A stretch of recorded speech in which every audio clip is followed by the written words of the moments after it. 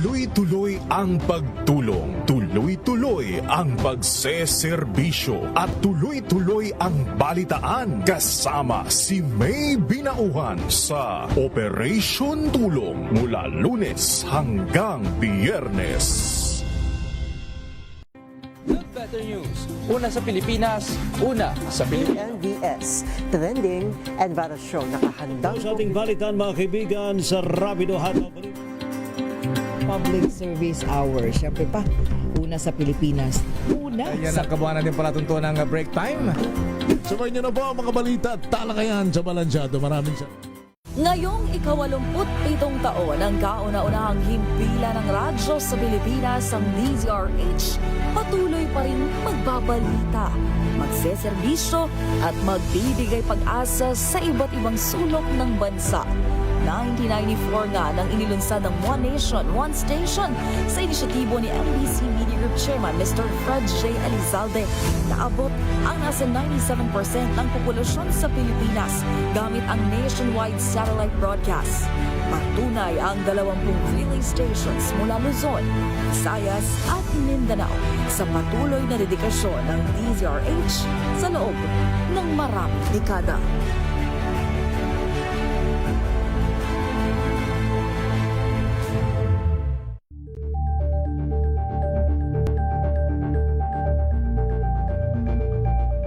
If I get impeached, then that is my end.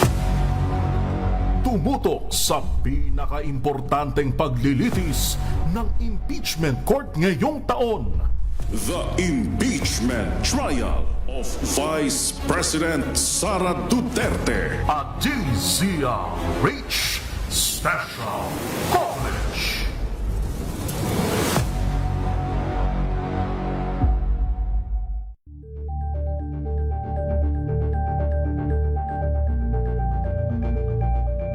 Kasabay ng mga hamon at pagbabago sa paglipas ng panahon, nananatiling tapat ang DZRH sa paghahatid ng serbisyo sa publiko. Mas pinalawak ang pagpapaabot ng balita at impormasyon, hindi lang sa radyo, kasama na rin ang telebisyon, live streaming at social media para ihatid ang mga kwentong makabuluhan at napapanahon saan ka man naroroon. Mula noon hanggang ngayon, mananatiling kaagapay mo ang DZRH, naninindigan sa paghahatid ng katotohanan at sa paglaban sa patuloy na pagkalat ng disinformasyon at sa pagyakap sa makabagong teknolohiya at sa patuloy na pagsulat ng kasaysayan, mananatiling kasama mo ang DZRH saan ka man sa mundo.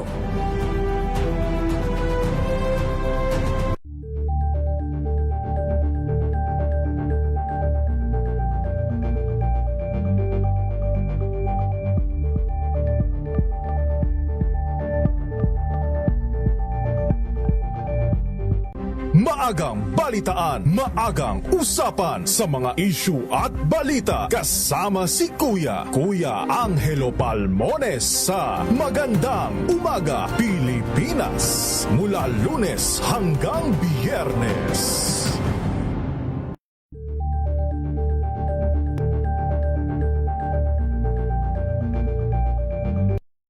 Mga balitang gigising sa inyong umaga. Mga balitang kailangan mong malaman. Mapapakinggan sa ACS Balita sa 2x2 kasama sina Anthony Taberna at Jerry Baha. Lunes hanggang Biyernes. Angel po si Angelo Palmones nag-iiwan sa inyo na sa magandang umaga. Maraming salamat. Life goes on! Good morning, Lakay! Good morning, sister. At good morning! Magandang mainit na umaga. Angel po si Angelo Palmones nag-iiwan sa inyo na isang magandang umaga. Maraming sa salamat. Pilipinas, una sa Pilipino. Alamin ang mga maiinit na isyung pambayan, mga balitang kailangan mong malaman, usapin sa Ting na mayor ni partner Karen sa Baguio ay hindi busy. Oh, ang dami ko nakikitang Ayun, mainit din ang ulo nun. ang dami ko nakikitang nakahang sa cliff na mga partner. Kaya nga Naku, eh. Oo, yun. Medyo busy siya ngayon kasi ang dami rin inaasikaso. Ang daming aksidente sa mga kalsada doon. Ngayon kasi ninyo ma-appreciate, partner, kung mayroong tao sa lugar ninyo o sa barangay o sa pamilya ninyo, na galit pag pinuputol ninyo mga puno sa bakuran ninyo.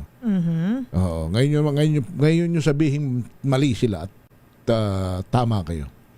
Sapagkat yung punong yan, partner, kaya nga hindi ba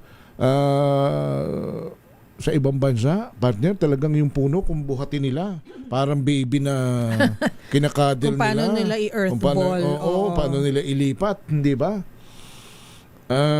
Pero tayo minsan, yung mga puno dyan, ang trato natin ay sukal. Ang trato natin ay pangit. Sagabal. Di ba? Hindi natin alam na yan ang kanya bigay sa atin. Yan ay magiging sandigan natin sa panahong ito, lalo na.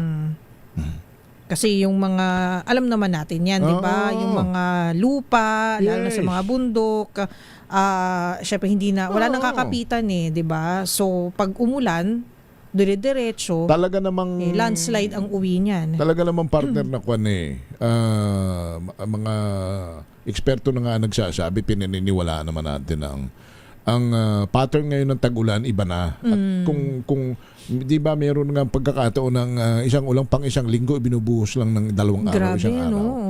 Oo. Ay, yung yung balita ni Romy kanina, yung Diba? ilang cubic meters na binuhos na ulan, tubig ulan sa Baguio. Ang Parang problema isang linggo pero 2 araw lang yata, isang araw binuhos. Ang problema lang nung mga unang panahon, malakas man ang ulan, maraming puno at ang mga kabundukan na hindi minimina, hindi kinikwari, hindi binubungkal. Ang problema ngayon kasi malakas na nga ang ulan dahil sa climate change, ay giniba yung mga bulubunduking lugar, kinukwari, minimina, dinadaanan ng mga infrastruktura. Kaya pagbuhos ng malakas na ulan, puro sa baba ang huho niyan. At mapapansin po ninyo, may mga hindi ko alam, pero doon sa aking bayang Sinilangan, yung mga ilog doon, partner, ay yung dating umpos-tao, ngayon makakalakad ka na ng hanggang tuhod na lang Talaga? Kasi nga yung mga putik, yung mga binungkal, na mga buhangin at bato ay over the years bumababa at pagka inula lang malakas, humuhuhu yun, partner, sa tubig. Wala namang dredging na nangyayari. So nangyayari yung ilog, anong tawag doon? siya?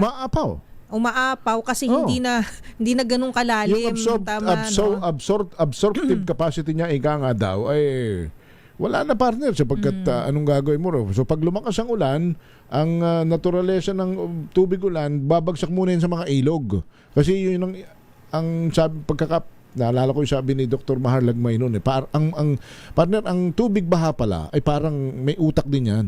Alam niyan kung saan siya dumadaan. Matalino. Alam niyan kung ano yung kaniyang original na daanan. Kaya nga daw dito sa Metro Manila, binabaha yung mga ospital, yung mga buildings, kasi itinirik mo doon, isinag-ak mo doon sa original ng waterways. Correct. At siguro tinambakan lang, di ba? Pero yun yung natural na kurso niya Yun ang alam niyang yun ang alam niyang Tapos, highway niya palabas siya papunta sa bigger body of water. Kung ilog yan, siguro sa na bang susunod sa ilog?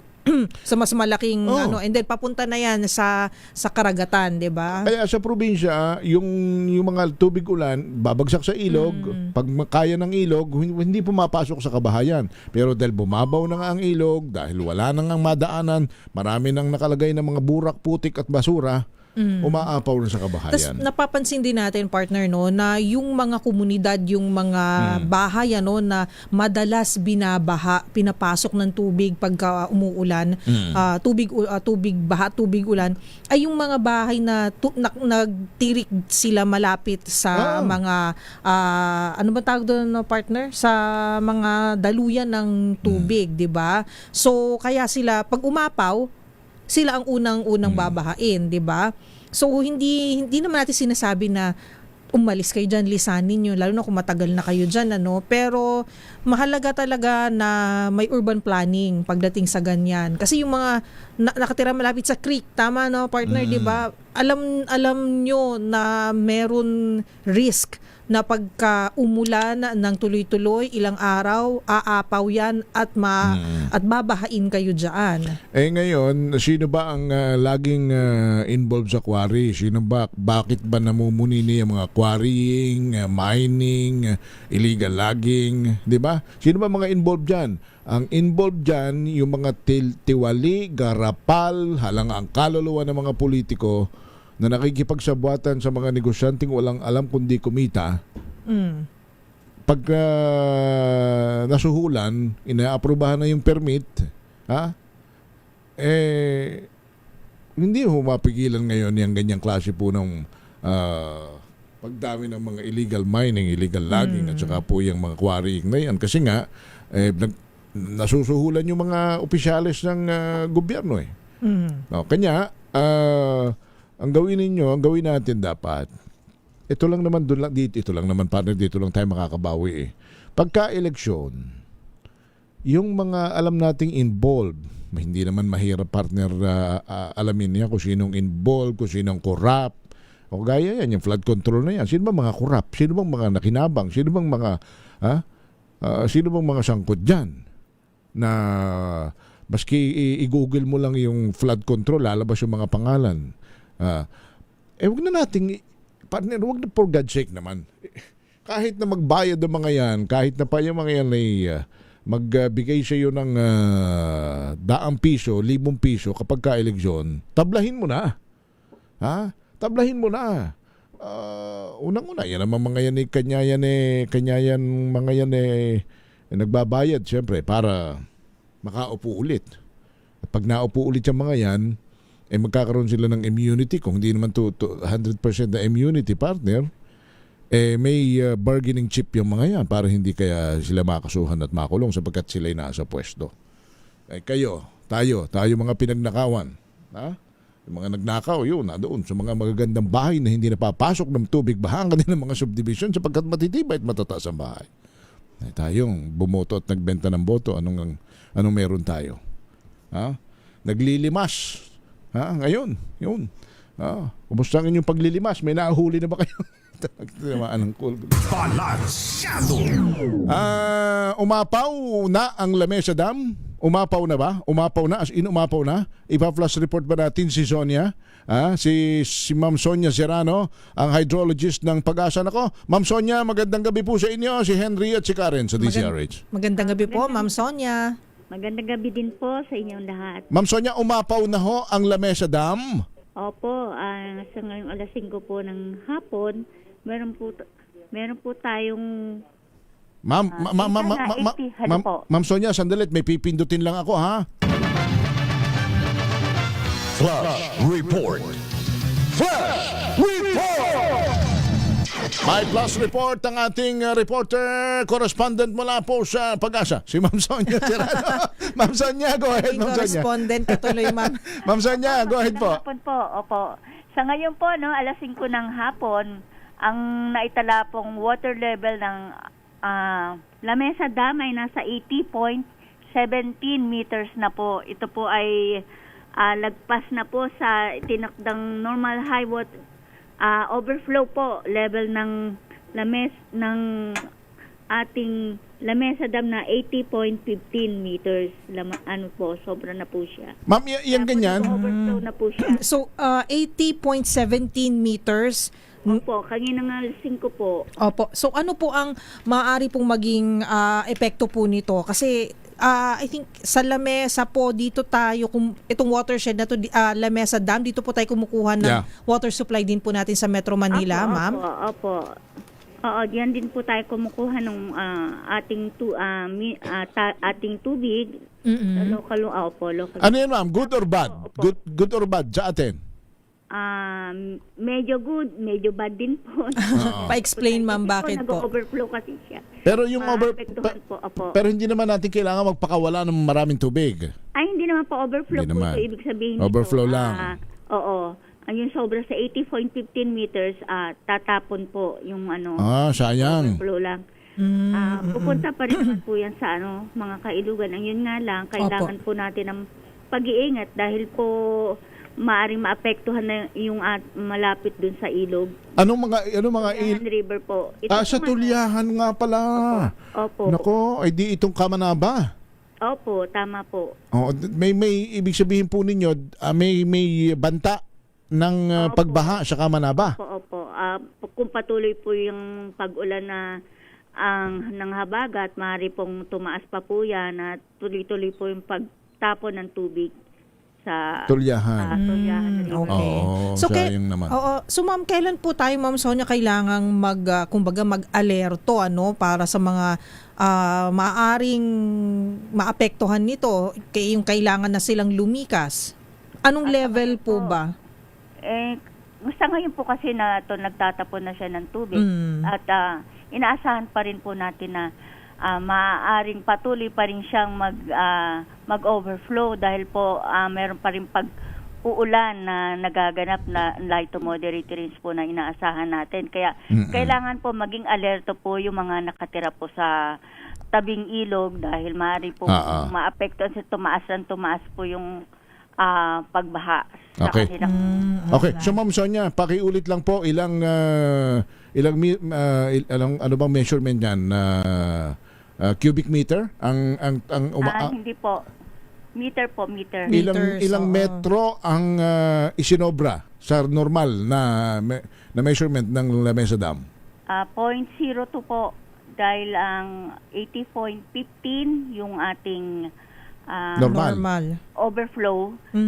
Okay. Samantalang ang ano po ngayon, ang water level sa kasalukuyan ay 80.17 meters. Kaya po 0.02 meters po ang nag-overflow. So delikado kung magdamag na mag-uulan pa. Opo, kaya kailangan po maging alerto po yung mga nakatira po sa kung maaari po sana lumikas na rin po sila dahil inaasahan pa rin po natin na mag-uulan. Ayun nga Sige. Okay. Alright. So ngayon siguro partner yung mga LGU ng Kamanaba ay at least informado na naman Yes. May advisory na. Siguro Ma'am Sonia, meron po ba kayong update sa iba pa pong mga dams aside from Lamesa Dam? Opo. Kanina pong alauna ng hapon, ang angkat po natin ay nasa 171 meters na po.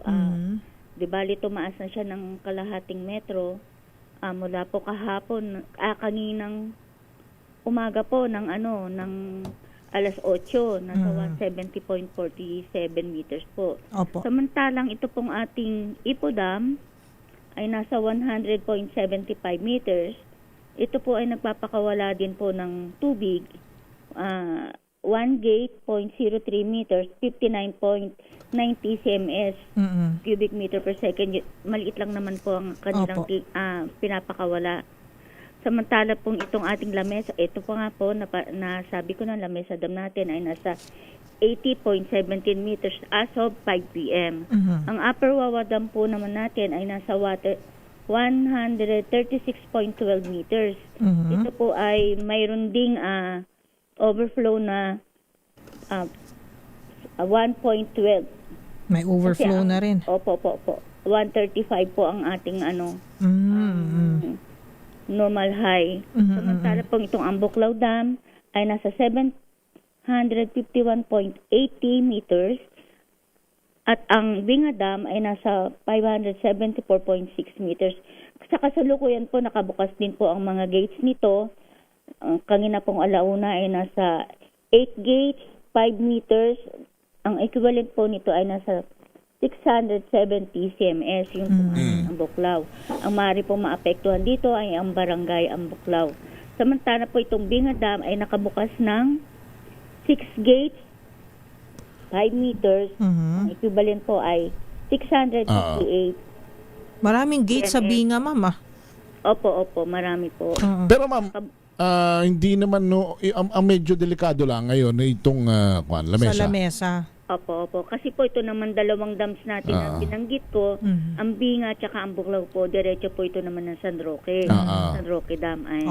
Hindi pa naman po delikado yung ating San Roque Dam sa ngayon. Pero lahat po tumaas talaga yung water levels po, no? Almost all po kumbaga spilling level na po. Ay, hindi naman po. Ito ating Pantamangan Dam, mababa pa naman po. Mababa pa. Sa, 182.42 meters as of 1 p.m. Ang kanyang normal high water level po ay malayo pa, 216. Okay. Okay. Sige. Ma'am, salamat ng marami po sa inyo ha for the report and for the information. Thank you, Ma'am Sonia. Opo, maraming salamat din po. Salamat. Si Ma'am Sonia Serrano ng DOST Pag-asa Hydrology Division. Flash Report. Flash Report. O mga LGU ng Kamanaba at yun yung mga nakakasakop dyan sa area po ng Tulyahan River, mayroon na pong informasyon na although hindi naman po kayo pinagpapanik pero magbantay, maging alerto. Correct, oo. Sapagkat awas na nga po, ibig sabihin umapaw na ang Lamesa Dam. Malawak pala to, partner, no? Kasi yung Tulyahan River sa Quezon City, magiging sakop niya Fairview, Forest Hill Subdivision, Quirino Highway, Santa Quiteria, and San Bartolome sa QC. Sa Caloocan City, apektado din. Valenzuela City, dun sa North Expressway, La Huerta Subdivision. Sa Malabon City and Navotas City, maaring maapektuhan din po kayo ng mga pagbaha.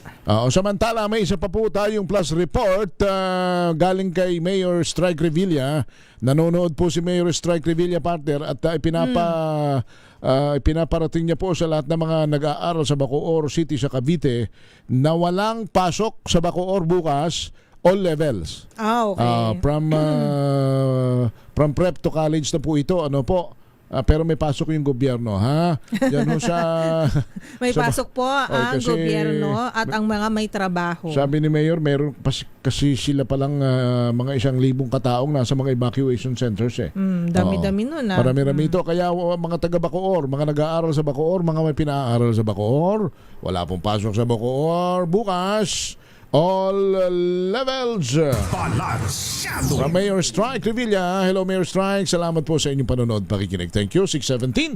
Babalik tayo. Ako si Henry Uri. At ako po si Miss Karen Oyo. Balansyado. This time.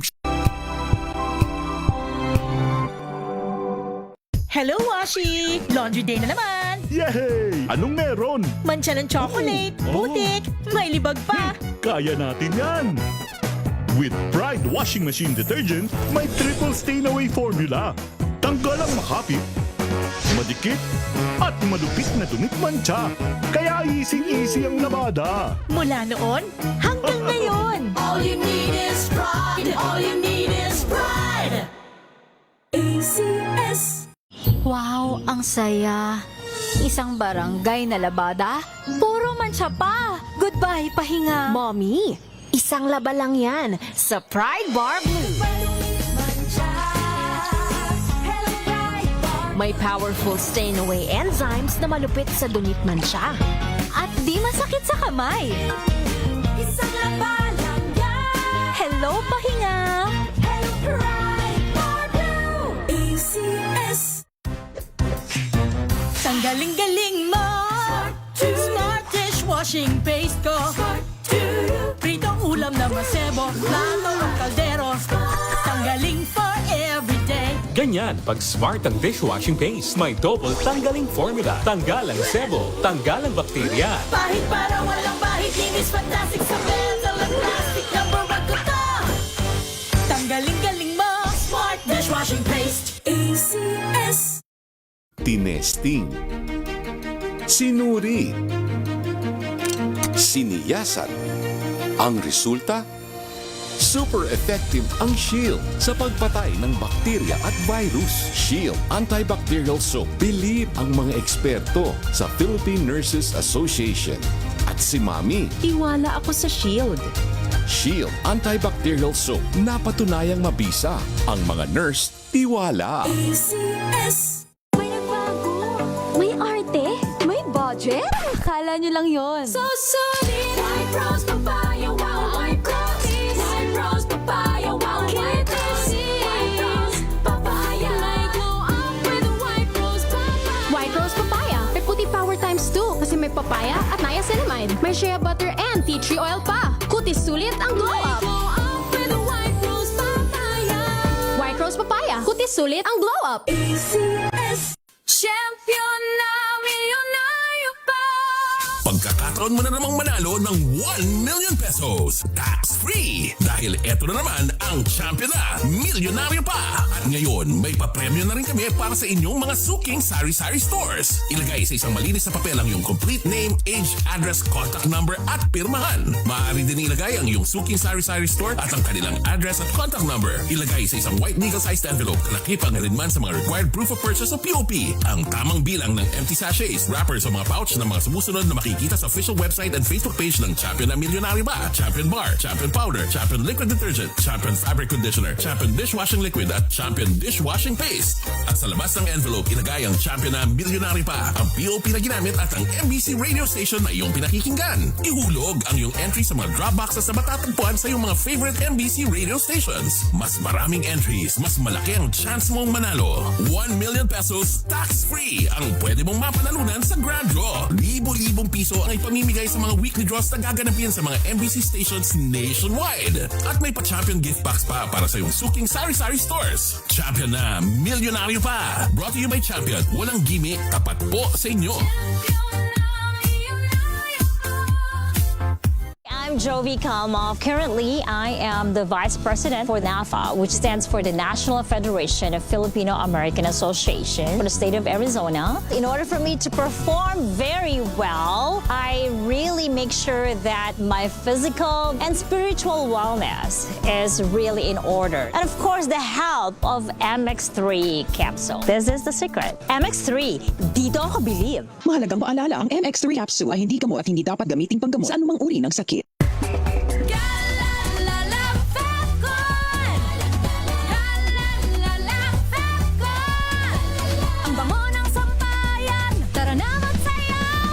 Fabcon, amoy nakaka-joyful.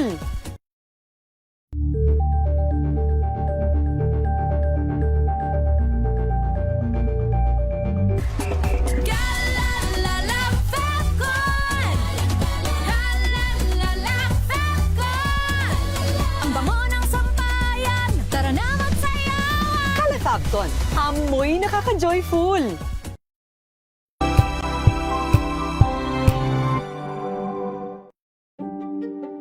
Buklatin ang mga pahina.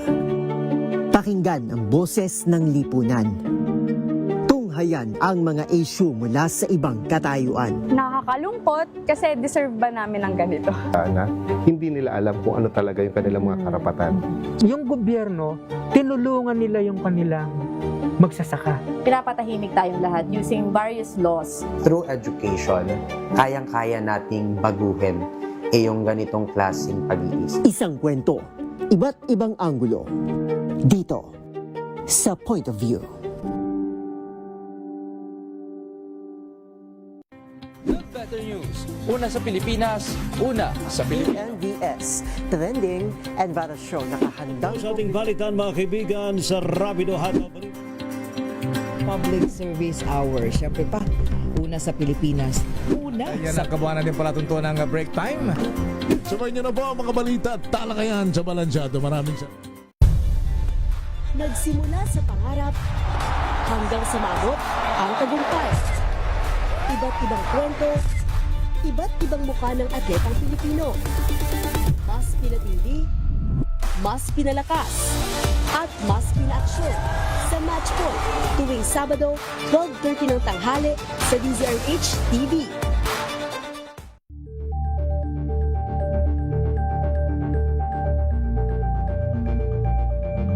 We've got you covered. From the hottest hits, exclusive interviews, kilig to the bones fan meet experience, and hataw performances of your favorite stars. Saturdays, 12 noon, dito lang sa DZRH TV.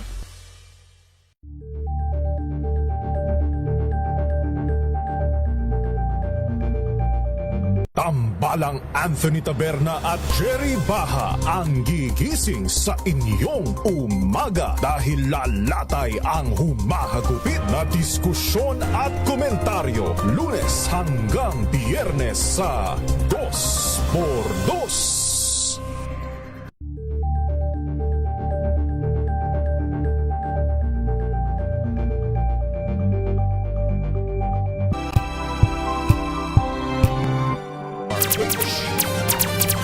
Balansyado. Alright, yung Marikina River naman, partner, ay nananatili sa second alarm. level. Uy, nakatanggap kayo lahat ng red rainfall warning. Bulacan, Metro Manila at Rizal. Galing po ito sa NDRRMC. Asahan ng matinding pag-ulan, Talagang, pagbaha at pagguhon ng lupa. Buti ka pa, hindi ka nila nalilimutan. Siyempre. Ikaw, wala ka ba natanggap? Sabi ng iba, buti pa yung NDRRMC. Tinitext ako. Tinitext ako kahit hating gabi. Sabi niya, kulang na lang ingat. Oo. Tapos ikaw hindi ka man nakakaalala. Kawawa ka naman. Grabe naman yan. Ay, NDRRMC, lagyan nyo nga ng ingat, love you, para medyo... Sa mga walang love life. Para maramdaman naman namin na talaga, NDRRMC. Somebody cares. Lubusin na ninyo ang pang-aabala. Oo nga. Kasi nagugulat na nga lang kayo. Kahit daw naman may dinner date yung iba, kahit nasa private moment. Biglang nag-a-alarm, gulatan. May third party involved. Lagyan nyo na ng miss you, love you. Hindi kayo mag-away naman ng magka-date niya pag nakita. Bakit may I love you, I miss you? Sino yan? Ang problema, lahat ng nasa phone book, NDRRMC. Sige. Si Edwin Duque. Edwin. Henry, nasa second alarm pa rin o katumbas ng 70 feet yung taas ng tubig dito sa Marikina River. Kanina ay halos 16.1 nung dumating tayo at bumaba kaunti. Sumakto sa 14 feet yung second alarm. Itong sukat ng level ng tubig ngayon. Ito yung galing sa bahagi ng Rodriguez, Rizal, sa may San Mateo. Yun yung boost ng ulang kanina. Pero dito na tinitingnan ko itong sukatan dito, Henry. Mukhang tumataas naman kunti. Yan yung naipong ulan kanina. Isang oras bago tayo makarating dito. Yan yung malakas na kaya inaasahan dito bawat barangay. May mga representative na nagbabantay dito at inire-report nila yan doon sa mga low-lying area na nasa baba bahagi nitong tulay para makapaghanda. Dahil kanina may mga nag-evacuate, meron din na mga bumabalik pero pinag-ingat pa rin ng Marikina LGUs, yung mga residente na manatili sa evacuation center dahil yung pabugso-bugsong ulan, lalo na kapag galing ng bahagi ng kabundukan, yun ang muling magpapatas dito sa level ng tubig na posibleng pupunta doon sa mababang lugar at paglubog ng kanilang kabahayan. Kung makikita mo itong malaking estatwa dito sa kaliwang bahagi sa baba nitong tulay, kanina ay lubog na lubog at bumaba. Ngayon ay medyo yung mga taong nandun kanina ay umaakyat na naman at nararamdaman siguro nilang medyo tumataas na naman yung tubig.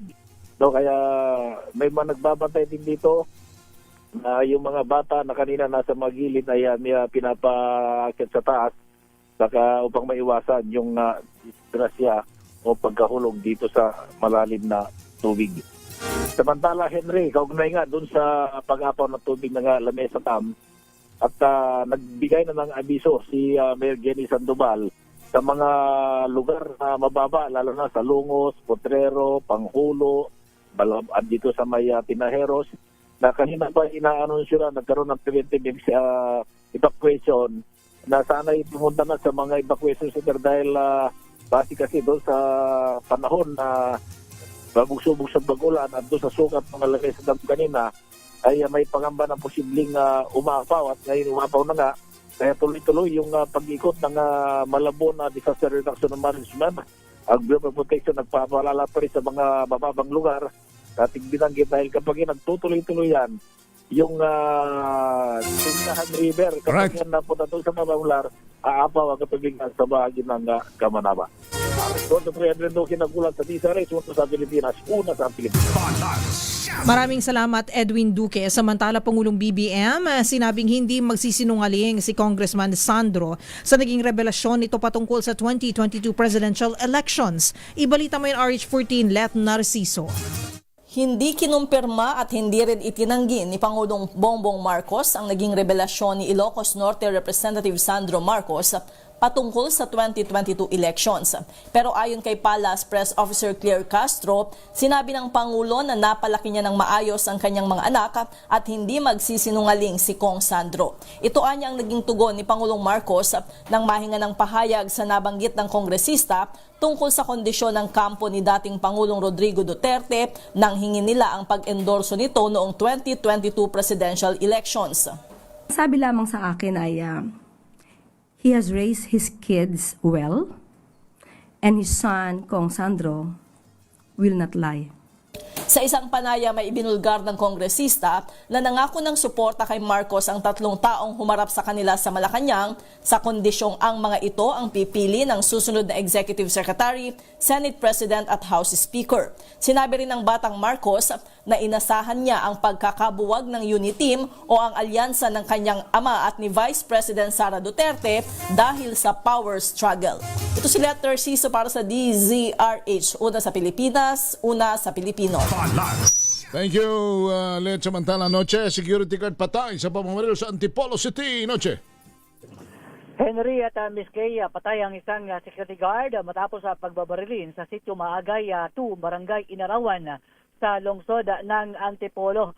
Dead on the spot ang biktima si alias Apio, 59 anyos, stay in situ sa isang parcel sa lugar. Sinasabing habang naglalakad lang ang biktima nang biglang dumating ang dalawang suspect at walang sabi-sabing pinaputukan ng biktima.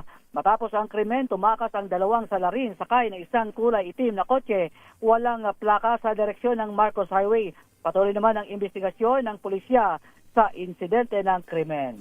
Aris 27, Luchika at DCRH, una sa Pilipinas, una sa Pilipino. Makinig maigi! Ito na ang chance mo na manalo ng instant 500 pesos kapag darinig mo na ang mahiwagang kring-kring. Tingnan mo na ang iyong cellphone, baka ikaw na ang susunod naming winner sa kring-kring panalo malakas sa telepono.